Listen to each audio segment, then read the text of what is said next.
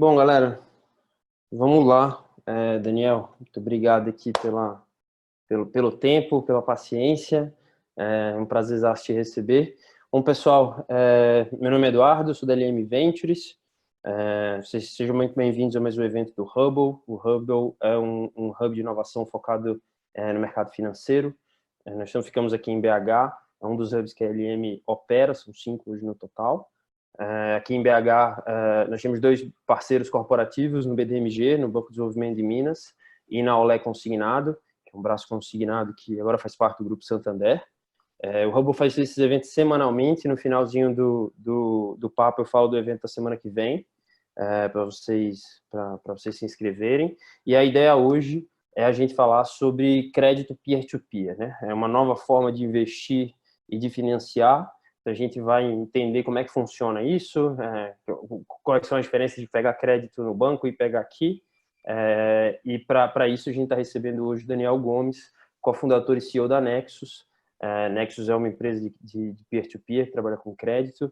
Daniel, muito obrigado, velho, por estar aqui. É um prazer exato te receber em nome da LM, do Hubble, todo mundo. E para começar, queria que você se apresentasse aí, falar o que você faz, quem é você.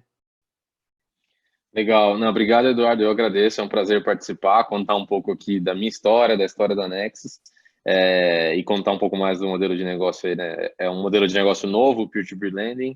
Perfeito. Muitas pessoas, empresas ainda não conhecem, então é uma grande oportunidade. Eu sou um dos fundadores e CEO da companhia hoje. Conto já um pouco da minha história ou Pode passo a bola para começar, você? acho que é válido. Legal, legal. Vamos lá, então. Eu sou engenheiro de formação, mas Tá. comecei minha carreira já no mercado financeiro. Uhum. Trabalhei no Itaú, depois do Itaú trabalhei na Rio Bravo. Sempre tive a vontade de empreender, né? Então acho que é legal compartilhar Uhum. um pouco assim Sem o dúvida. lado do empreendedorismo da história. Eu sempre tive essa vontade. Depois de adquirir um pouco de experiência, conhecimento no mercado, há 5 anos atrás, né, em Uhum. 2015, final de 2014, começo de 2015, na verdade, me juntei aos meus sócios, foi quando a ideia da Nexus surgiu. Foi até um momento Uhum. que eu estava... Quando eu saí da Rio Bravo, eu saí para ir fazer um curso, um Tá. mestrado de empreendedorismo e tecnologia em Londres. Então, assim, como eu falei, estava com uma experiência do mercado, mas queria Ok. ainda aprender todo esse lado de tecnologia, de empreendedorismo, Uhum. de começar uma startup mesmo. E isso esse curso me ofereceu.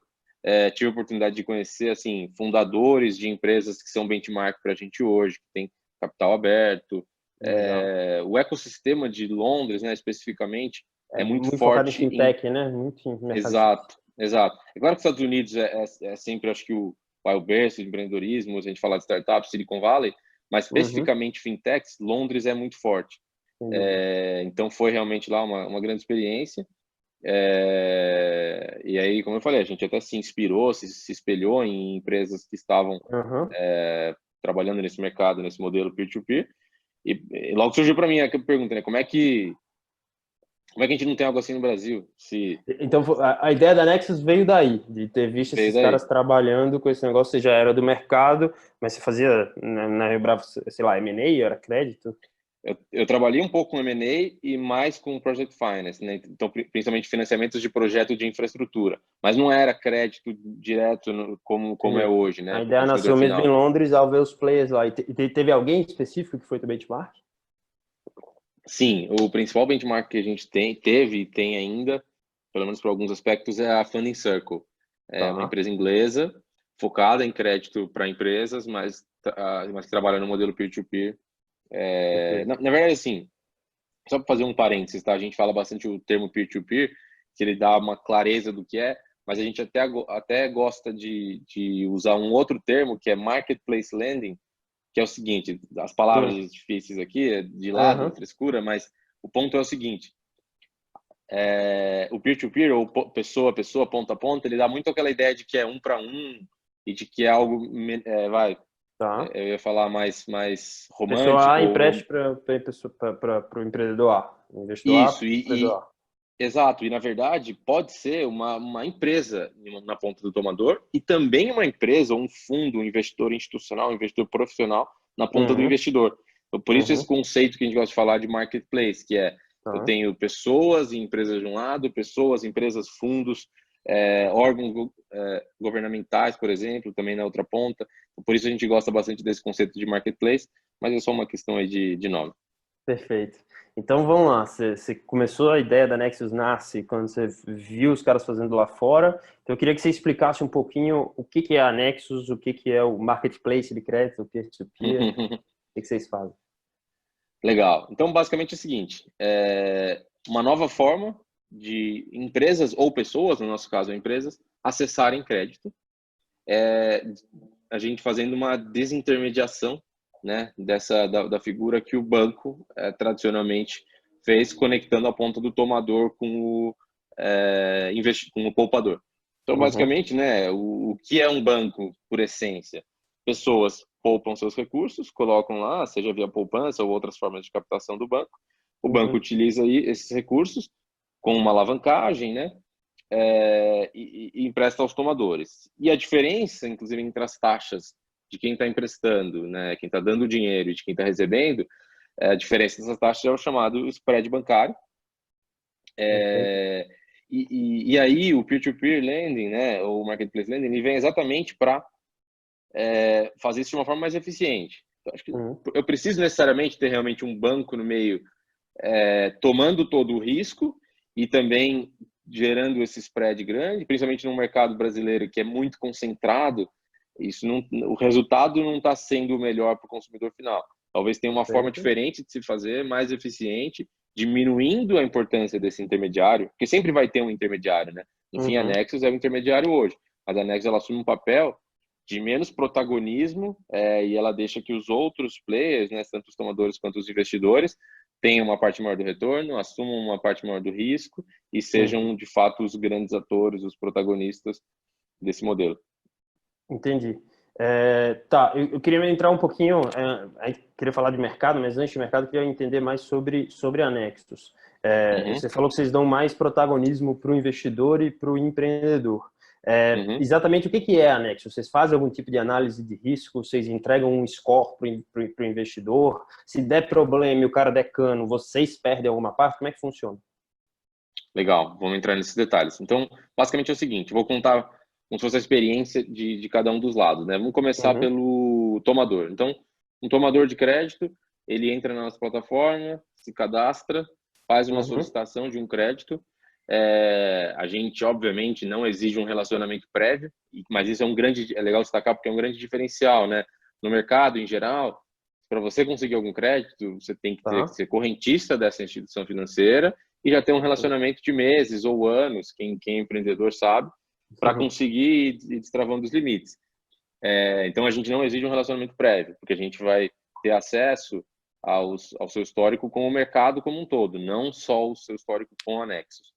tá. Mas voltando, então, na experiência da empresa.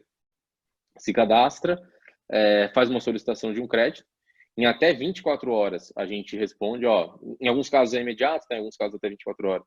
Ó, sua empresa Uhum, foi aprovada, ou infelizmente a gente não pode te ajudar por isso, mas vamos falar que o caso da empresa aprovada, né? Você teve sua empresa aprovada, o uhum, seu score é, por exemplo, B, então sua taxa de juros X.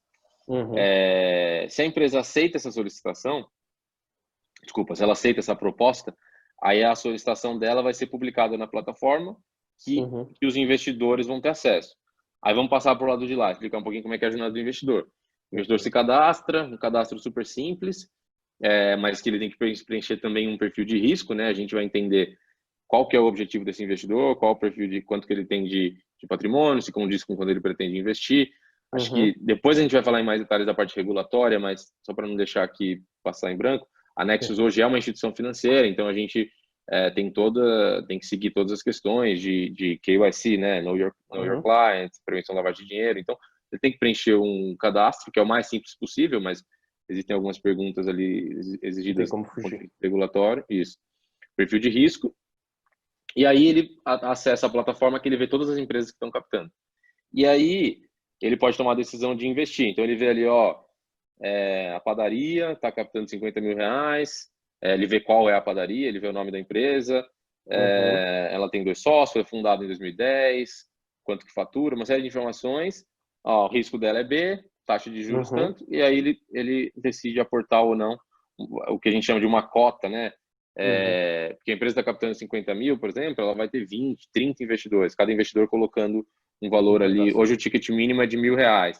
O ticket médio que os investidores colocam por empresa é de 2.000. Então, assim, é legal falar isso. É o que a gente chama de N para N, né? Tem N empresas captando, cada uma dessas empresas tem N investidores. Então, não é para ser linkado um a um, que o risco ficaria muito concentrado. Mas é legal falar, cada investidor tem o seu portfólio próprio. Não é que a gente já vende um portfólio pronto. Cada investidor vê as empresas que ele quer e monta o portfólio. A gente recentemente... Pode falar. Não, você vai falar. Mas a gente recentemente, para facilitar principalmente a experiência do investidor, a gente criou a ferramenta que é o que a gente chama de portfólio automático. Ainda não é um portfólio pronto que a Nexus vende, mas a gente criou uma ferramenta que facilita ele fazer a diversificação.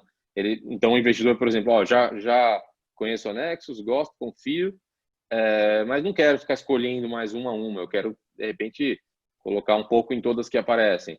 Então, a gente criou uma ferramenta, ou ele pode presetar, né, o que ele quer. Se quer mais ratings mais arriscados, com mais taxa de juros, ou com menos risco e um retorno menor. Então, ele escolhe ali as opções, ele tem entre as opções, e aí, automaticamente, quando ele vai receber... Se ele tem recursos em conta, vai tendo os investimentos automáticos. Perfeito. Olhando para esse ponto, então, da forma como funciona hoje, vocês estão preparando essa feature, né, do portfólio automático, mas hoje o negócio entra no marketplace... Perfeito, tá pronto. Hoje ela entra no marketplace, né, a proposta, e o investidor vai ele sozinho lá, ficar olhando e deixar. Ou vocês dão algum tipo de apoio ao investidor nessa procura de deals? Não, o mais comum, né, o produto ele é mais realmente o investidor, ele sozinho ele utiliza, né, a plataforma e vai escolhendo os investimentos, mas se ele precisar de alguma ajuda, a gente tem uma equipe, né, de atendimento a esses investidores, que a gente nunca oferece recomendação de investimento, mas esclarece dúvidas, explica como funciona, explica questões de risco, tal, né? A decisão e tal de investimento é sempre dele, mas é óbvio que a gente auxilia e esclarece qualquer dúvida. Legal. E agora olhando para o lado do empreendedor, né? Ele sobe, ele deve te mandar umas informações, sei lá, de cadastro, como é que ele tem receita, e aí em 24 horas você consegue entregar um score, e esse score diz mais ou menos qual vai ser a taxa de juros deles, é isso? É isso, exatamente. Já é pré-definido, né? Dependendo do score que ele é classificado, qual a taxa de juros que ele vai pagar. E aí é isso. Assim, acho que é legal falar assim, é exatamente aqui que está o grande valor da Nexus e do mercado de crédito digital como um todo, tá? Como as fintechs, como a gente faz para precificar esse crédito. Então, acho que é o conceito assim que, historicamente, os bancos que trabalharam com esse segmento, eles realizavam a análise de crédito de uma forma e que funciona, né? Eu sempre gosto de deixar bem claro aqui, né? Tem muita gente que usa palavras bonitas, começa a falar que machine learning, isso, aquilo, como se o que existisse antes não funcionasse. Acho que não é bem isso. São ferramentas que existem hoje, que a gente faz uso delas, mas no fim você está só mudando a forma de chegar naquela informação raiz ou aquela informação bruta, que é onde está o valor. Então, por exemplo, historicamente, como eu falei, os bancos que trabalhavam com esse setor realizavam uma visita. Mas por que realizava a visita? Realizava a visita para obter essa e essa informação. E pegava tal documento. Para quê? Para ter essa e essa informação. Hoje em dia, com o volume de dados que a gente tem à nossa disposição, né, seja em fontes públicas ou em fontes privadas que o próprio cliente pode passar para a gente com um clique, então fontes alternativas que a gente tem acesso, a gente consegue fazer essa análise de uma forma mais eficiente, mais barata, mais rápida, para conveniência do próprio tomador, mas como eu disse antes, no fim é usando os mesmos pilares, os mesmos conceitos de crédito que já estão, que sempre estiveram em funcionamento no mercado, né? Então, para o empreendedor, a diferença dele ir para a Nexus e não ir para o banco vai ser a agilidade e a eficiência de vocês de andar com o processo, ele conseguir fechar o processo, e acaba sendo mais barato também? Sim, acho que assim, qual é o diferencial? Quais são os benefícios para a empresa? Primeiro, é uma nova fonte de crédito num mercado que, de fato, tem poucas fontes, né? A gente tem, hoje, Uhum. poucos grandes bancos no mercado concentrado, então é mais uma fonte. Com certeza é mais rápido, mais simples, a experiência dele é muito mais conveniente. E eu acho que o legal também é o seguinte, quando a gente não consegue aprovar o crédito, porque o pior no banco tradicional é isso, é você ficar esperando dias, semanas, às vezes até meses mesmo, para Uhum. chegar uma resposta vazia. O gerente falar, não passou porque o crédito não aprovou, não sei. Você Perfeito. fica na mão do gerente, um processo sem transparência. Então, quando a gente não consegue aprovar, a gente responde rápido. Muitas vezes é imediato, ou quando chega, vai até a última etapa, de fato precisa dessas 24 horas, a gente fala não. Quando a gente consegue aprovar, ainda assim, essas 24 horas, além do benefício dessa conveniência, em relação à taxa, em geral, a nossa taxa média é mais Uhum. baixa. Na maioria dos casos, a gente consegue uma taxa mais competitiva, mas é claro que tem aí caso a caso, né? Tem casos Claro. que a taxa não é mais baixa. E qual é o perfil do teu empreendedor, assim, não sei se, acho que indústria, não sei se vai ter, mas tamanho de empresa, tamanho de faturamento, só para o pessoal que está aqui entender, se talvez eles fazem Legal. sentido para ir para Nexus. Uhum. A gente, assim, trabalha com... A gente é bem agnóstico, trabalha com diversos setores. Foi até uma decisão de crédito que a gente tomou no início, né? Não vamos ficar concentrados em um ou em poucos setores específicos por uma questão de exposição, de risco mesmo, né? Se acontecer algum choque, algum problema nesse setor, a nossa carteira inteira vai ter um impacto maior. No Perfeito. fim, agora teve uma crise que afetou todos os setores, mas depois eu falo um pouco disso que até É a gente isso. conseguiu conter super bem a adimplência, mas Não. sem pular etapas aqui, falando um pouco dos Uhum. setores. Então a gente trabalha com todos os setores, mas tem aqueles que têm mais aderência. Tá. Seja porque essa aderência acontece do lado do próprio cliente, por exemplo, setores que estão mais mal atendidos, então eles têm essa necessidade, essa dor maior e encontram anexos de uma maneira mais fácil, por exemplo, empresas de serviço, Uhum. ou também aqueles setores que acabam tendo uma aderência mesmo ao nosso modelo de crédito, à nossa visão de risco e até a própria usabilidade da plataforma, né? Tudo digital. Então, empresas que já têm um viés mais digital e tem um empreendedor por trás mais familiarizado e que prefere, né, essa experiência, costumam ter uma experiência, uma adesão maior do que setores um pouco mais tradicionais. Por exemplo, a assinatura do contrato de crédito, né, da CCB, ela é feita de forma eletrônica. Para a Uhum. maioria dos nossos clientes, isso é uma grande vantagem, né, uma facilidade. Mas realmente para setores às vezes mais tradicionais, o cara preferiria. Então, assim, tem essa questão de aderência Perfeito. ao produto em si. Perfeito. Tá tendo uma pergunta aqui no chat, até relembrando o pessoal que tiver interesse, só mandar pergunta aí no chat, a gente tenta ler todas. Mas aqui da equipe da LM, falando que no Lend Club, até que você citou como referência, né, eles têm excesso de tomadores e dificuldade de investidores.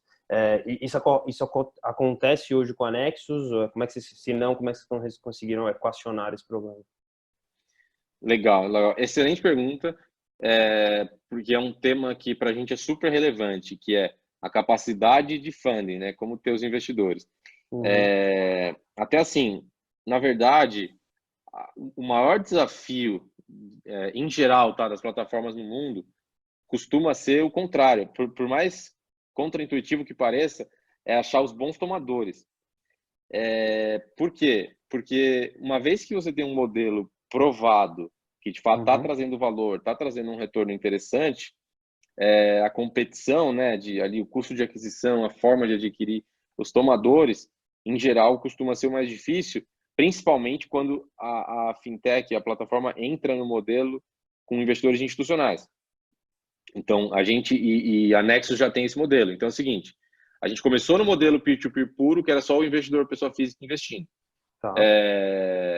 Tem uma capacidade impressionantemente alta, tá? A gente tá longe de saturar o volume desse público, e a gente já chegou a fazer assim 15 milhões no mês só de investidor pessoa física. No mesmo mês, 15 milhões aportados de dinheiro novo.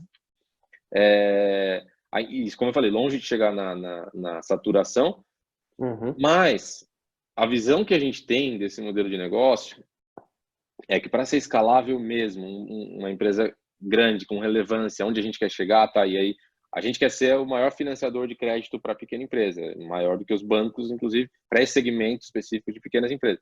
Para ter essa relevância, aí sim, o funding do investidor pessoa física não vai ser suficiente. A gente precisa de investidores institucionais, grandes fundos, fundos de pensão, fundos soberanos, tem diversas fontes. Acho que foi até a pergunta aqui também do Isso, Carlos as Gustavo de pessoas Almeida. jurídicas podem atuar na Isso. ponta como investidora. Exato. Então, assim, a resposta é sim. Na Nexus já acontece isso, tá? Então, no ano passado, a gente fez a evolução desse modelo, que era só pessoa física. A gente fez uma emissão, na verdade, a gente montou uma companhia securitizadora, fez uma emissão de debêntures de 25 milhões, aí no final do ano fez mais uma emissão.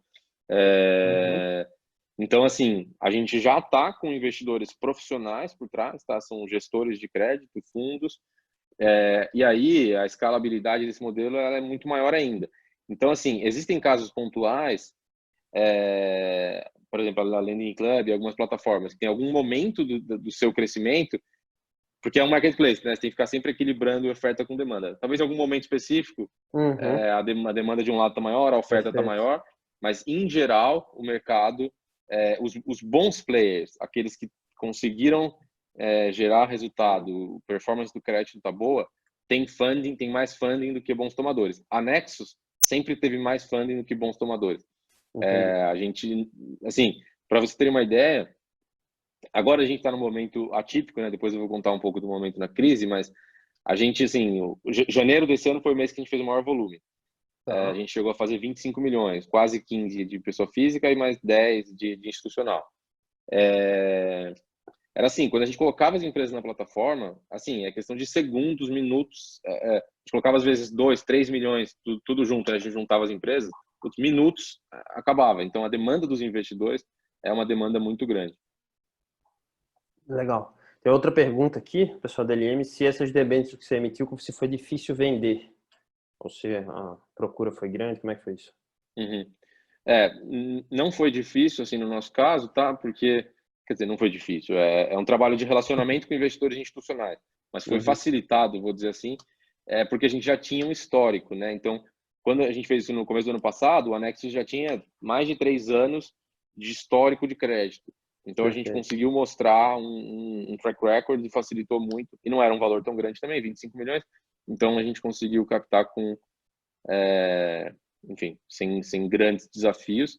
E aí, né, eu acho que esse modelo é isso, é você sempre focar num crédito que está performando bem, sempre vai ter acesso a funding. Perfeito. Finalizando essa parte, eu queria voltar para o lado do investidor, mas muito também no lado da regulamentação, né? Que eu acho que é interessante, a gente sempre tenta falar sobre regulamentação nos eventos do Hub de Fintech, então tem sempre Banco Central e CVM sempre estão por perto. E eu queria primeiro entender do lado do investidor, o que muda para ele, qual é a proteção que ele tem se esse negócio der algum problema, se o crédito não voltar, e aí que você entrasse um pouco na regulamentação. Eu acredito, não sei se vocês seguem a norma a 4656, queria entender mais desse lado. Perfeito, perfeito. Vou começar pela questão do risco do investidor. Como eu falei no início, né?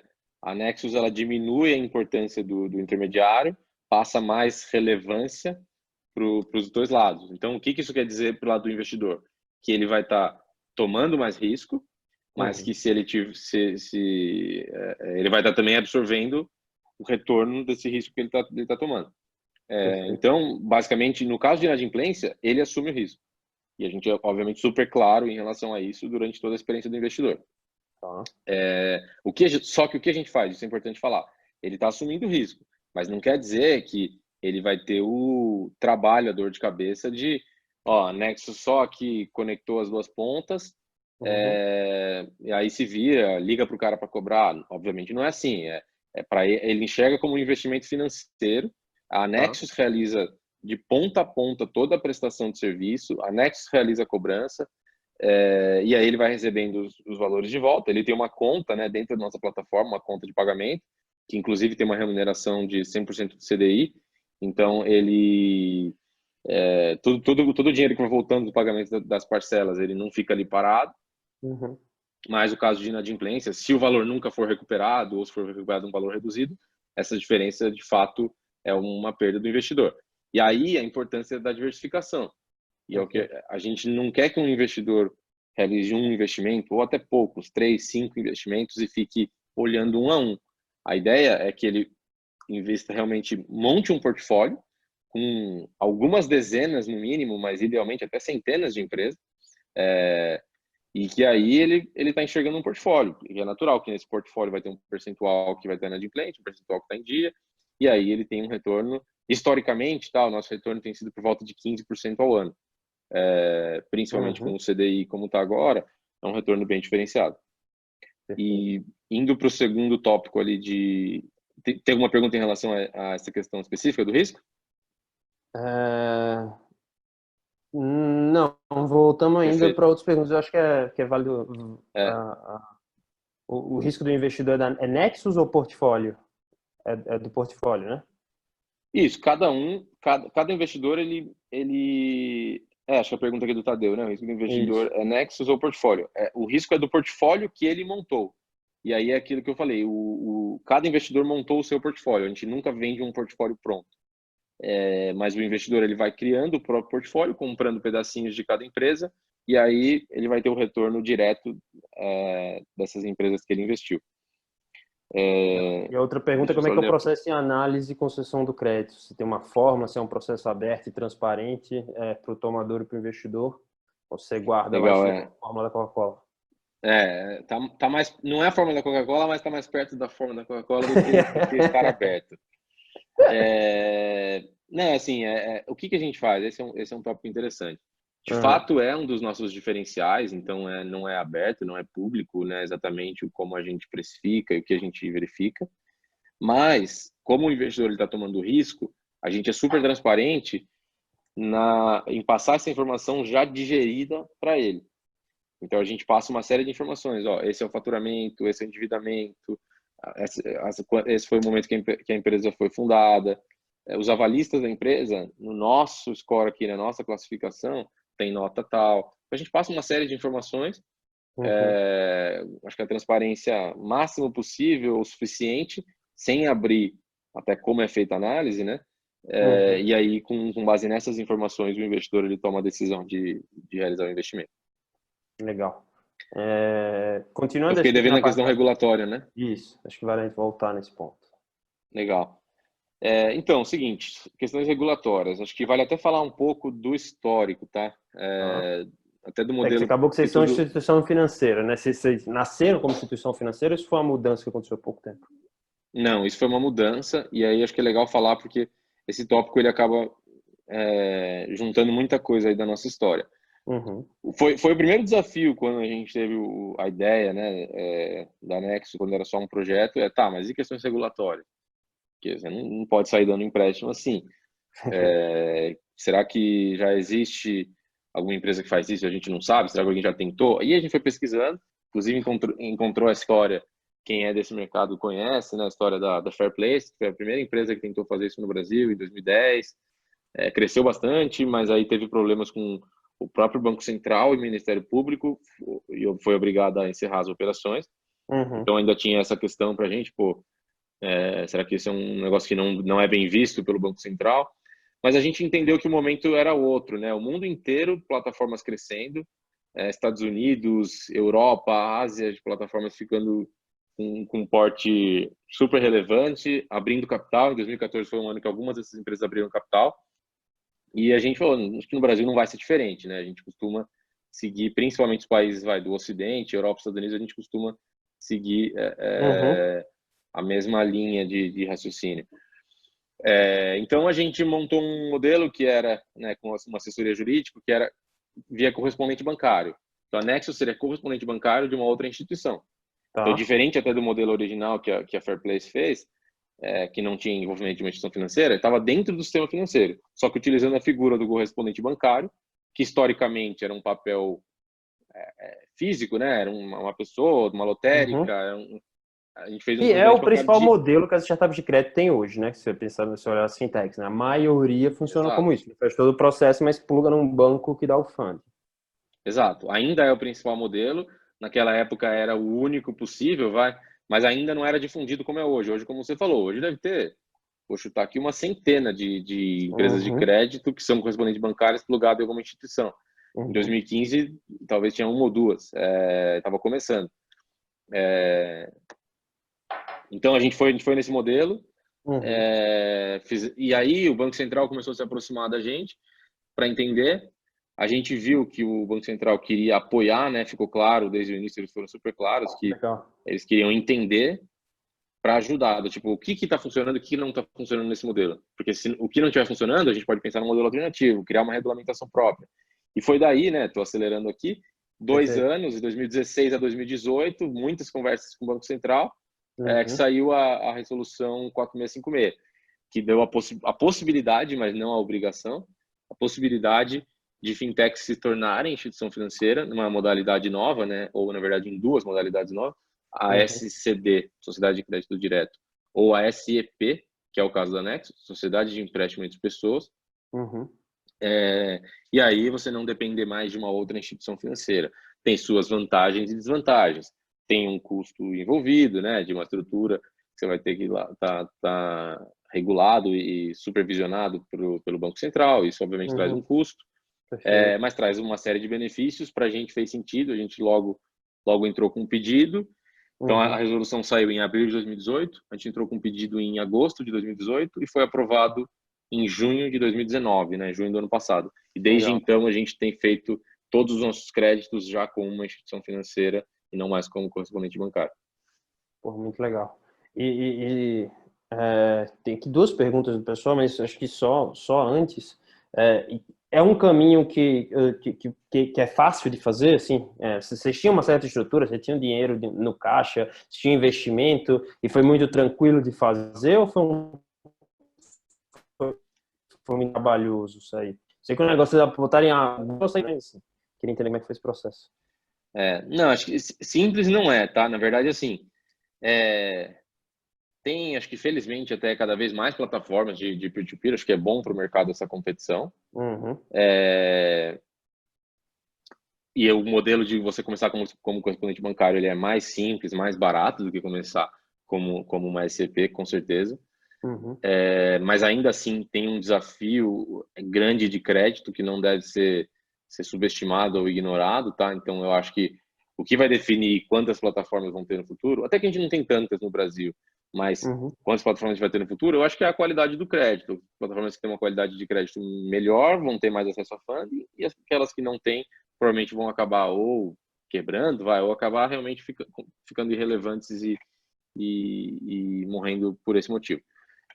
Agora, além disso, que eu achei que era importante destacar, a questão de se tornar uma CEP mesmo regulada, além desse desafio, aí a gente incrementa o desafio e o custo de estar regulado, de ser uma instituição financeira. O Bacen faz, na minha visão, um excelente trabalho até de controlar bem quem são as instituições financeiras. Por isso a gente tem um mercado financeiro super sofisticado.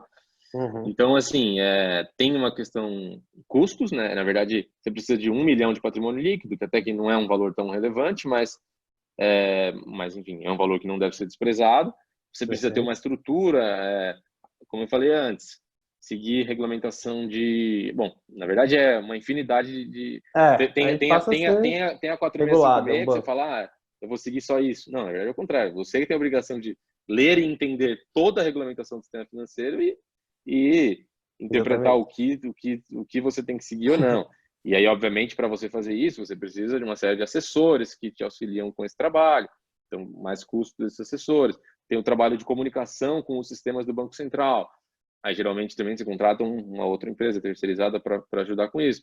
Então, tem um custo fixo, um peso, vamos dizer assim, que aumenta, mas também tem uma série de benefícios. Para a gente, para a Nexus, quais são os benefícios? O primeiro deles é mais autonomia e poder de decisão sobre os processos. Para a gente é super importante que a experiência do investidor seja a mais fácil possível. Então, se eu conseguir pedir um documento a menos, ainda respeitando toda a regulamentação, é claro, se eu conseguir pedir um documento a menos ou uma informação de uma forma que é mais fácil para o tomador, isso é super valioso para mim.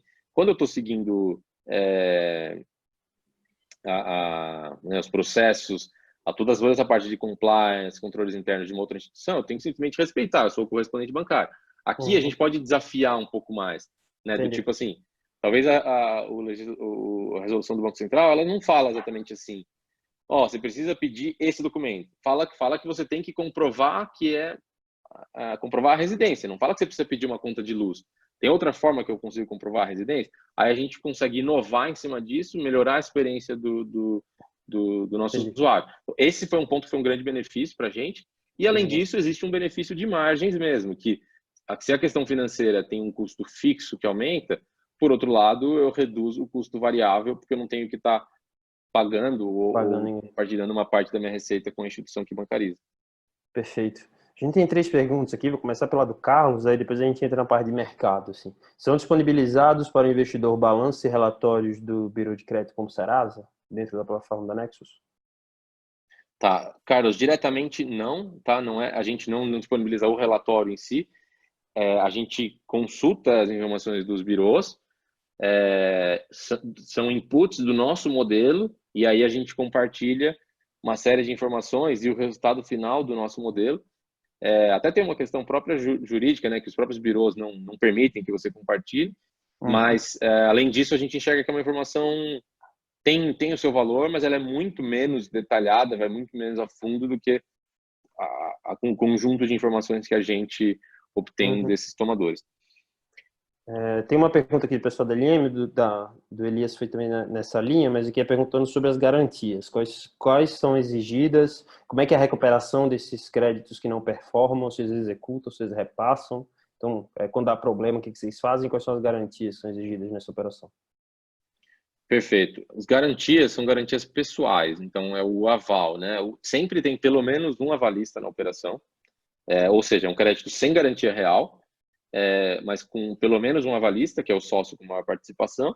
E em muitos casos, a gente, digo assim, mais de 80% dos casos, a gente ainda coloca ou exige um segundo avalista, porque a gente sabe a importância que tem, né, esse segundo avalista para a performance do crédito. Acho que é importante destacar isso, que assim, a gente está falando de empresas, eu acho que, se não me engano, até você perguntou, mas eu acabei não falando do detalhe. Eu falei dos setores de empresas que a gente atende, mas não do porte. Em geral, são empresas que assim faturam a partir de R$500 mil ao ano. Então, e tem muitas empresas que não têm ativos para dar em garantia. Não tem um imóvel, não tem um automóvel, não tem ativos. Algumas vezes tem recebíveis, mas ainda assim, geralmente recebível de produto você consegue antecipar, recebível de serviço não. Então, a gente atende muito bem esse público que tem mais dificuldade. É claro que o risco, por um lado, aumenta um pouco, mas a gente compensa isso com uma análise mais rigorosa de outros fatores, de quem é o sócio que está dando o aval, quem é esse segundo avalista, e aí com isso a gente consegue a performance, uma performance que seja satisfatória, né? Legal. Eu não falei sobre a recuperação. Aí o que a gente faz? A gente realiza, como eu falei, de ponta a ponta, a cobrança amigável, que a gente chama extrajudicial até 60 dias, e a partir de 60 dias, a gente inicia o processo de cobrança judicial. E, de novo, o investidor não tem nenhuma dor de cabeça, não tem que... Essas despesas da cobrança judicial ficam com anexos, e todo esse processo também. E aí o que é recuperado é repassado para o investidor. E aí, mas é claro, né? Como eu falei, tem casos e tem empresas que a gente não consegue recuperar, e aí, nesse caso, a perda ou prejuízo desse crédito específico é do investidor também. Perfeito. O Elias perguntou também com relação à garantia, então o Elias está respondido. E aí ele faz, na verdade, mais uma pergunta, que é um ponto sobre as rentabilidades, né? Como é que funciona isso para o investidor? Ele mesmo é o responsável, como você falou, né? Você acha que a Nexus dá mais autonomia para o cara, então ele é o responsável por pulverizar o portfólio dele e cuidar da gestão do portfólio dele. É isso que funciona? É assim que funciona? Eu acho que assim, um excelente ponto aqui do Elias, né, que ele falou dessa questão da pulverização, Perfeito. que é um portfólio pulverizado, né, você consegue ali olhar de uma forma estatística e aí ter um resultado bom, um resultado que seja satisfatório. Se não está pulverizado, um crédito já pode comprometer totalmente o retorno.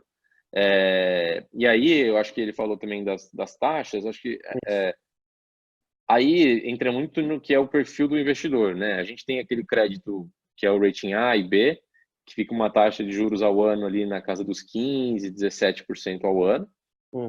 E a gente tem o nosso crédito CDE, que é uma taxa de juros que passa de 30% ao ano. Então, assim, tem um espaço que é considerável para aguentar a inadimplência, só que, como eu falei antes, é super importante que a carteira esteja pulverizada. E acho que é legal falar uma coisa também sobre as taxas, de nada, eu queria responder aqui. Acho que é legal falar sobre as taxas. Algumas pessoas às vezes falam, nossa, mas a taxa é alta, 30% ao ano, 40% ao ano. Acho que vale explicar o seguinte: esses clientes que têm essas taxas, né, como eu falei, que é classificado no nosso modelo como C, D ou E, que tem as taxas mais altas, são clientes que, como não têm ativos para dar em garantia, têm um risco de crédito maior, e no mercado, ou eles não estão conseguindo crédito, ou eles estão conseguindo crédito a taxas que são muito piores, em produtos que são muito piores. Então, ele está ali utilizando o cheque especial, está com uma taxa de algumas centenas por cento ao ano. Então, assim, é um crédito que não é barato mesmo. A nossa grande missão e objetivo com a Nexus é a gente conseguir contribuir para reduzir a taxa de juros do mercado como um todo ao longo do tempo, mas hoje eu acho que é aquela coisa, eu acredito muito num mercado que seja eficiente, que a gente vai evoluindo, né? Se eu oferecer essa taxa, que é a melhor alternativa que o cliente tem hoje, e é o valor que precisa ser para fechar a conta para o investidor, ótimo, fizemos um negócio bom para os dois lados. Espero que o mercado vai evoluindo, vai tendo mais competição, vão tendo mais mecanismos que reduzam o risco de crédito, que essa nossa taxa máxima vá reduzindo até o momento que o mercado fica mais eficiente. A gente ainda está longe, infelizmente, em um mercado que seja eficiente, e o objetivo da Nexus é contribuir nessa direção. E das operações? Se você puder repetir, Edu, cortou um pouco o começo da sua pergunta. O Elias também fez uma pergunta sobre qual o prazo das operações que vocês trabalham. Perfeito. O prazo vai de até 24 meses, vai de 3 a 24. A maioria dos créditos tem esse prazo de 24 meses, tá? Mas o prazo médio ali fica em 21, 22 meses. E acho que é legal falar como que o investidor recebe os recursos. Ele vai recebendo já conforme as empresas vão pagando. Então, e isso é muito diferente de qualquer outro investimento, tá? Isso até gera muitas dúvidas dos investidores. Porque a gente mostra ali qual que é o principal indicador que a gente mostra é a TIR, né? A taxa interna de retorno. E a TIR leva em consideração o tempo que o seu dinheiro está emprestado, digamos assim, né? O tempo que ele está investido ou emprestado. Como o dinheiro ele vai voltando em parcelas, logo no primeiro mês já volta, né? Por exemplo, 24 avos, vai voltando a cada parcela, o investidor ele pode ou retirar esse dinheiro, ou reinvestir, ou ele pode deixar na conta, mas se ele deixa na conta, vai ficar rendendo só o CDI. Mas é um investimento interessante em termos de liquidez, porque você não tem a liquidez imediata, que você pode resgatar o valor todo, mas você pode colocar um montante e passar a gerar uma renda, vamos dizer assim. Não é aconselhável que se utilize isso, um dinheiro que você precisa utilizar para pagar despesas, porque pode ter uma inadimplência, pode variar muito o fluxo de caixa, mas é interessante, a gente sabe que tem muitos investidores que investem um valor, todo mês esse valor fica voltando, e aí ele vai reinvestindo, ou se ele precisa de alguma coisa, ele sabe que todo mês vai cair e ele resgata uma parte do que ele recebeu. Perfeito. Pessoal, a gente está chegando já, são quase 7h20, pessoal, então se vocês tiverem pergunta, vão mandando aí. Daniel, eu queria entrar na parte do mercado, cara, que eu acho que é super interessante. Mas antes da... Tá, peraí. Mas antes da gente falar do pandemia, eu queria entender o mercado, imagina em janeiro sem a pandemia, assim. E aí até queria te dar uma provocada, assim. Na minha visão, o mercado de P2P não é tão grande no Brasil. Eu acho que cresceu bem menos do que eu, por exemplo, esperava que crescesse, até vídeo que está acontecendo lá fora, das empresas que já abriram, de como está lá. Então, esquece pandemia, mas eu queria ver tua visão para o mercado de peer-to-peer. No Brasil, se você tiver algum tipo de número, mas a minha visão é que ele não cresceu tudo que eu esperava que crescesse. A minha visão está certa ou não? Ou qual é a tua? Acho que em partes. Acho que assim, Vamos falar o caso da Nexus, por exemplo. A Uhum. Nexus, hoje a gente é a plataforma com maior volume, né? Bem à frente de qualquer outra em volume que já foi financiado via plataforma peer-to-peer.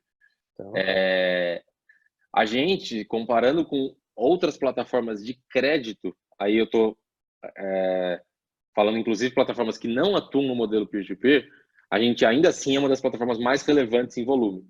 Então a gente tem então, plataformas de crédito pessoa física, crédito imobiliário, você deve conhecer algumas das principais aí. A uhum. gente tem um volume que é em ordem de grandeza próximo dessas principais. Então a Nexus é em volume, uma das principais fintechs de crédito do país. Mas é verdade que as maiores, excluindo a Nexus, não são do modelo peer-to-peer. Então, assim, acho que de fato o nosso modelo no mercado peer-to-peer não é tão grande ainda. Acho que vai crescer muito. Acho que talvez o motivo seja a questão regulatória, que muitos empreendedores optaram, né, lá atrás, quando as plataformas que hoje são grandes, elas começaram em geral em 2013, 14, 2015. Uhum. Lá atrás, nesse momento, o modelo peer-to-peer ainda era muito incerto. Então, as plataformas que hoje têm volume, a maioria preferiu não começar no modelo peer-to-peer. Agora, tem muita gente começando nesse modelo.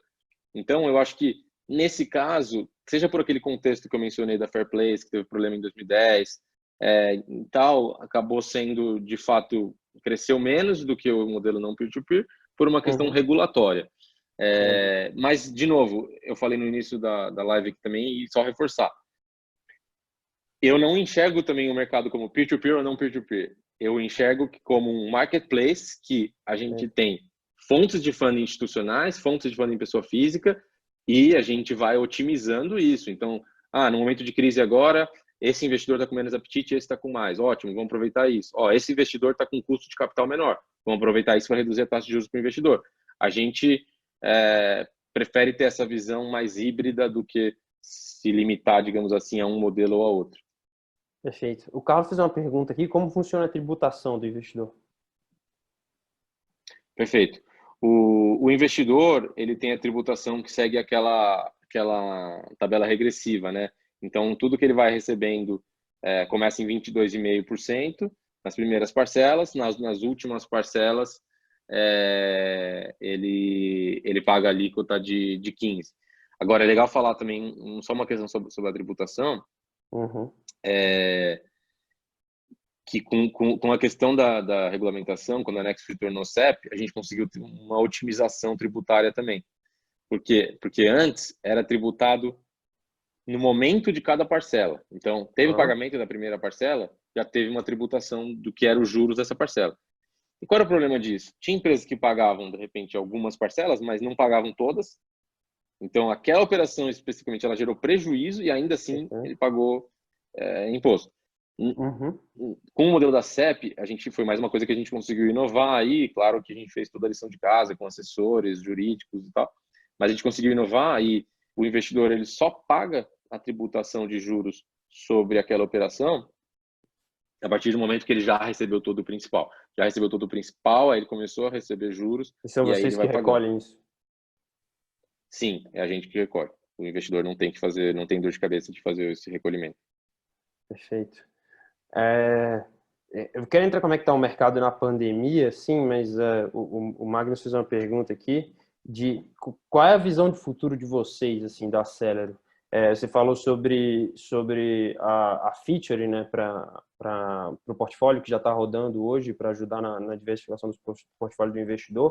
O que vocês imaginam para o futuro? O que vocês imaginam para se tornar o maior financiador de PME no Brasil? E aí, tendo esse gancho da gestão de portfólio que vocês estão ajudando o investidor, isso é um caminho 100%? Vocês vão virar um gestor, por exemplo? Vão virar um fundo, ter um FDIC próprio e ser gestor? Uhum. Acho que não necessariamente, tá? A questão de ser gestor. O que eu enxergo assim, qual que é a nossa visão de futuro? Como eu falei antes, né? Ser o maior financiador das PMEs. Então, para Uhum. isso, eu tenho que ter um leque de produtos maior do que eu tenho hoje. Então, essa empresa, ela precisa, além desse capital de giro sem garantia que a gente oferece, ela precisa de outros produtos e serviços financeiros. Então, a gente pretende agregar esses serviços e ser, assim, né? O que a gente chama aqui usando a palavra em inglês, desculpe por isso, mas o one-stop shop, assim, a solução final, a solução que ele consegue resolver esses problemas financeiros.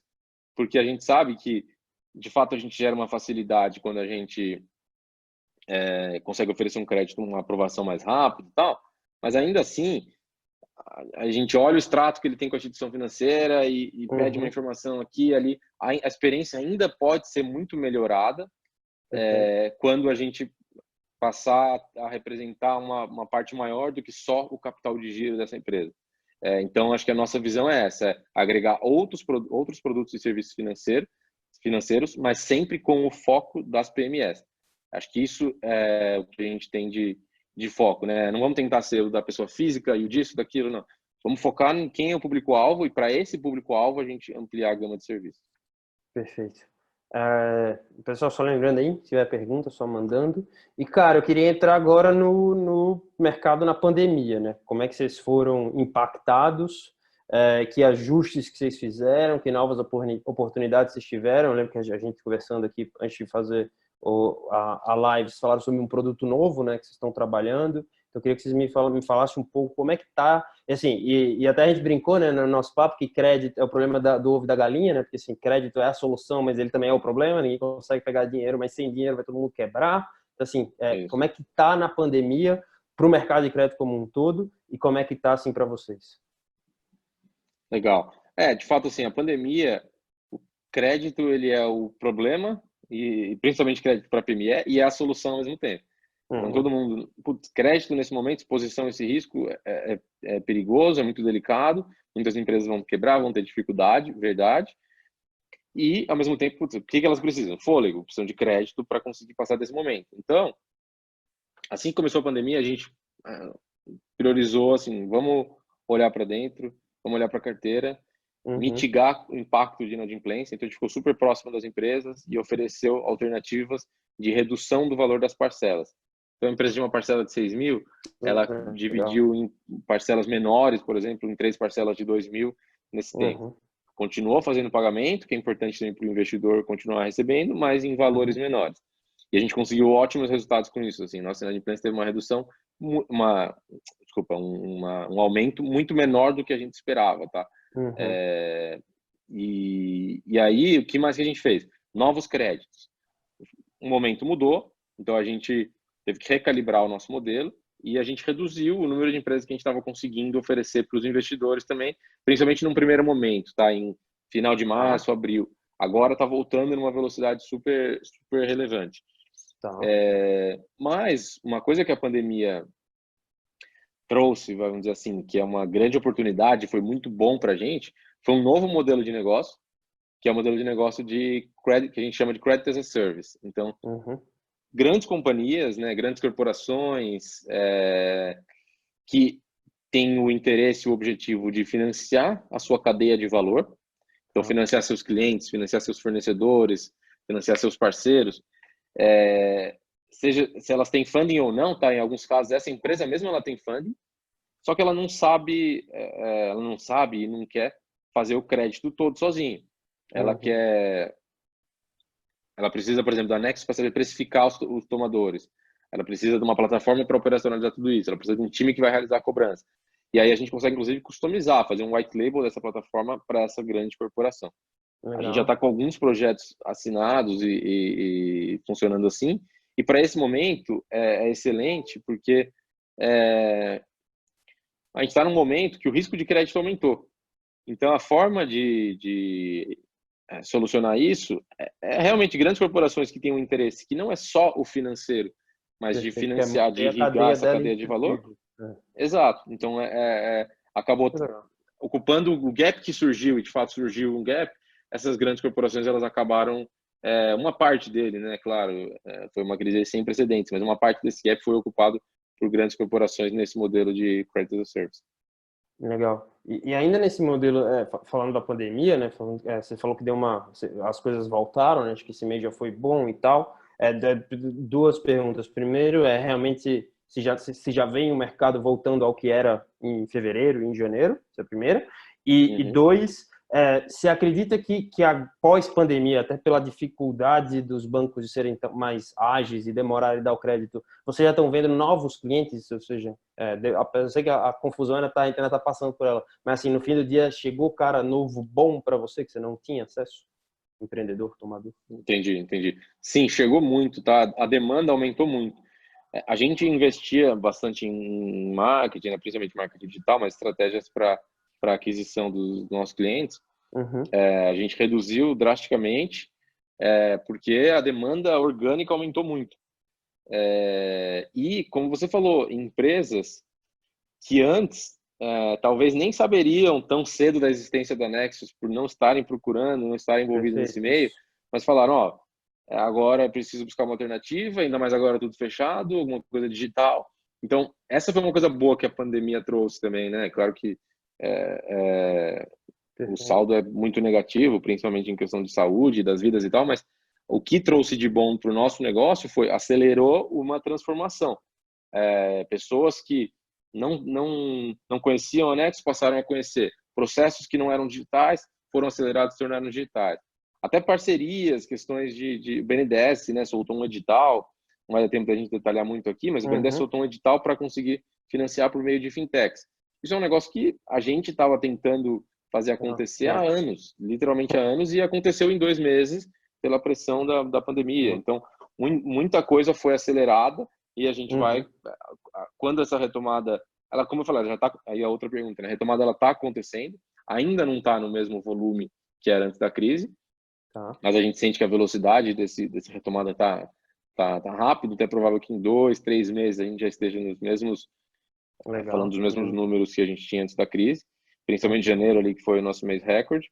E aí, como eu falei, a gente vai sair anexos, mas eu acho que não só anexos. A maioria das fintechs, ou enfim, que sobreviverem, né, que passarem desse momento, vão sair mais fortes, fortalecidas por ter sobrevivido a uma crise e por processos que foram acelerados, coisas que aconteceram em anos, aconteceram em dias ou meses. Então, eu acho que vai ter mais um boom de crescimento aí para quem sobreviver, né? Para quem sobreviveu já. Talvez a gente já tenha passado do pior. Vamos acreditar nisso. Cara, tem mais uma pergunta aqui da Ana, pessoal, se tiverem, manda que a gente está finalizando, mas a Ana pergunta, não sei se você falou sobre isso, né? Quando você fala sobre mercado de PMS, isso inclui startups, inclui, né? Você falou que você dá créditos para todo tipo de indústria, então, assim, quem tem empresa de tecnologia poderia aplicar, por exemplo, na Next, para pegar um crédito. Exato, inclui startup, mas é claro que aquela coisa, qual que é a definição de startup? Tem muita startup que ainda não gera receita, não gera resultado, aí acaba não sendo aprovado pelo nosso modelo de crédito. Mas o fato de ser uma startup, né, no sentido de empresa de tecnologia, a gente, claro, é uma PME e a gente, inclusive, trabalha muito bem com esse setor, com empresas de tecnologia. A gente gosta, aprova bastante, e tem uma performance muito boa também na nossa carteira. Perfeito.